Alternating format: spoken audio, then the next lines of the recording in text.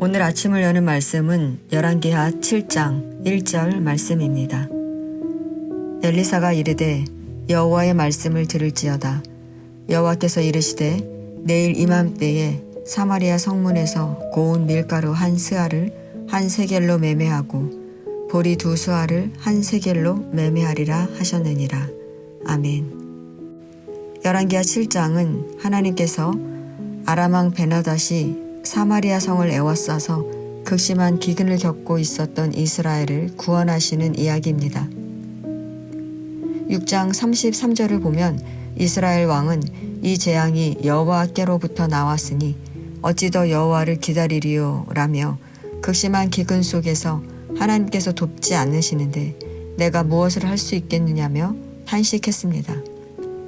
이 말은 하나님께서 이스라엘에게 재난과 고통을 주셨으니 이제 더 이상 하나님께 기대를 걸 수 없다는 것입니다. 절망과 포기의 선언인 것입니다. 이러한 절망의 상황 가운데 엘리사가 하나님의 말씀을 전합니다. 7장 1절을 보면 엘리사는 하나님의 말씀을 들을지어다. 내일 이맘때에 사마리아 성문에서 고운 밀가루 한 스아를 한 세겔로 매매하고 보리 두 수아를 한 세겔로 매매하리라 라고 말합니다. 이 예언은 시장 거래가 정상적으로 이루어진다는 말로 이제 아람 군대가 물러가고 사마리아 성이 자유를 찾게 된다는 것입니다. 이 얼마나 기쁜 소식입니까? 그런데 이 기쁜 소식을 듣고도 왕의 신하 군대 장관은 하늘의 창을 내신들 어찌 이런 일이 있으리요 라며 하나님의 말씀을 믿지 않습니다. 그러나 하나님의 뜻은 우리를 살리는 데 있습니다. 그래서 하나님은 고난 중에 있는 우리를 찾아오셔서 우리가 고난을 이겨내고 행복한 삶을 살아가도록 인도하십니다. 하나님께서 죄 가운데 있는 우리에게 예수님을 보내셔서 구원시켜 주신 것처럼 지금도 여전히 죄 가운데 살아가는 자들을 찾아오십니다. 본문은 이스라엘 왕이 절망하고 군대 장관도 하나님의 말씀을 믿지 않는 이 암담한 상황에 하나님께서 이스라엘에게 찾아오셨습니다. 3절을 보면 나병 환자 4사람이 등장하는데 여러분도 잘 아시는 것처럼 나병 환자는 성 안에 거주할 수 없고 성 밖으로 격리되기 때문에 적군이 서들어올 경우 적군과 아군 사이에 끼어있는 처지가 됩니다. 성 안에 사람들이 굶주리고 있었으니 나병 환자는 성 안의 사람들보다 먼저 굶주렸고 더 이상 버틸 힘이 없는 상태였을 것입니다. 절망 중에 절망에 빠져있는 나병 환자 4사람. 그러나 그들은 절망하지 않았습니다. 4절을 보면 나병 환자 4사람은 성읍으로 가자고 말한다면 성읍에는 굶주림이 있으니 우리가 거기서 죽을 것이요 만일 우리가 여기에 머무르면 역시 우리가 죽일 것이다. 그런즉 우리가 가서 아람 군대에게 항복하자. 그들이 우리를 살려두면 살 것이요 우리를 죽이면 죽을 것이라 라며 자신들의 힘으로 아무것도 할 수 없음을 인정하고 굶주림을 면하기 위해 죽음을 각오하고 아람 군대에 항복하러 갑니다. 이것은 포기가 아닙니다.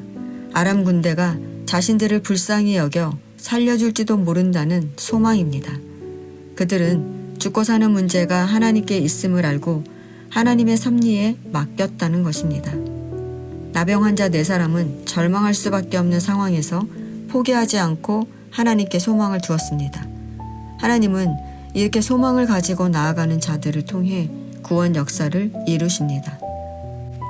5절에 나병 환자 4사람이 해질 무렵에 일어나 아람 진영을 향해 걸어갔는데 7절을 보니 아람 군사들이 해질 무렵에 큰 군대 소리를 듣고 일어나서 도망치기 시작합니다. 같은 시각에 일이 발생했다는 말입니다. 6절에 주께서 아람 군대로 병거 소리와 말소리와 큰 군대 소리를 듣게 하셨다고 말하는 것처럼 하나님께서 이스라엘을 구원하시려고 나병 환자 4사람이 믿음의 발걸음을 내딛었을 때 아람 군대가 큰 군대 소리로 듣게 하셔서 도망가게 하셨다는 것입니다. 성도 여러분, 아람 군대에 포위당한 이스라엘이 그들의 힘으로 아람 군대를 물리친 게 아닙니다.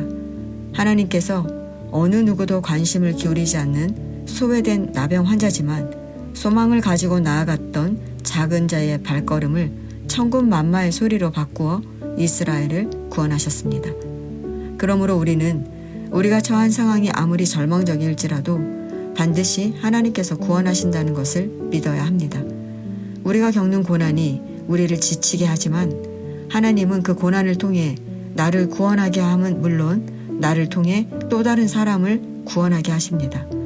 마치 나병 환자가 자신들의 그 기쁨을 이스라엘 백성에게 전하여 이스라엘을 구원한 것처럼 말입니다. 그러므로 우리는 고난 앞에 절대로 절망하면 안 됩니다.